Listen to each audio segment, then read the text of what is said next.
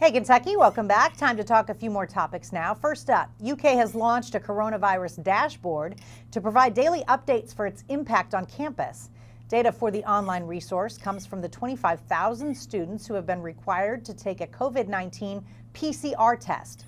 It helps contact tracing efforts overseen by UK Health Corps, which works with university data analysts to detect trends, implement interventions, and provide support to the university community.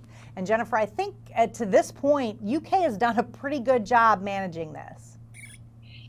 Absolutely. When you look at some of the numbers we're seeing from other even SEC schools, and this transparency is important for people to be able to see the numbers on a daily basis. At last check, it was 459 active cases, but 358 have recovered. And those are the numbers that people need to see to be able to put this into context. Absolutely. And that's in 25,000 students. So I think they're doing a great job. September 28th is the day Governor Beshear will reevaluate his recommendation on classroom versus virtual learning. But some districts like Laurel County are moving forward with bringing kids back to school buildings now.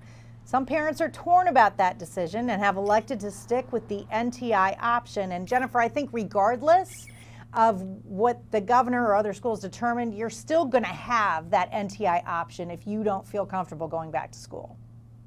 And in Laurel County, there are parents that are choosing to do NTI. It's going to be interesting to watch, though. It's a public school system that went back before the governor's recommendations.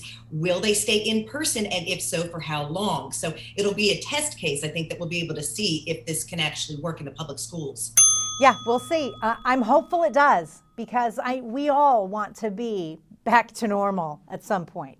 A new survey solicited the opinions of Kentuckians on drinking during the COVID-19 era, and it found, among other things, that 81% of those polled are avoiding bars because they believe drunk people cannot be trusted with social distancing.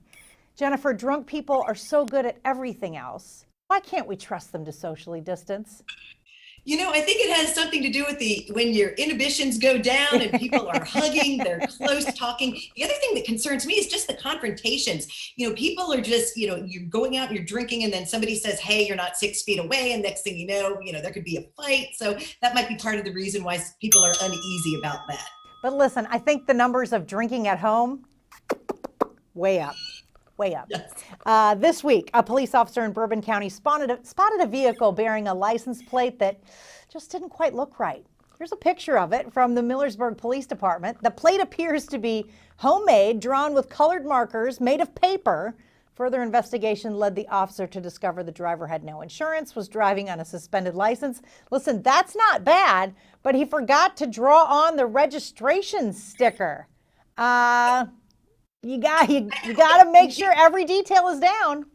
He missed the one thing. Millersburg Police said, pro tip, don't forget to draw out the registration sticker. That's what got him, because actually the license plate looked pretty good.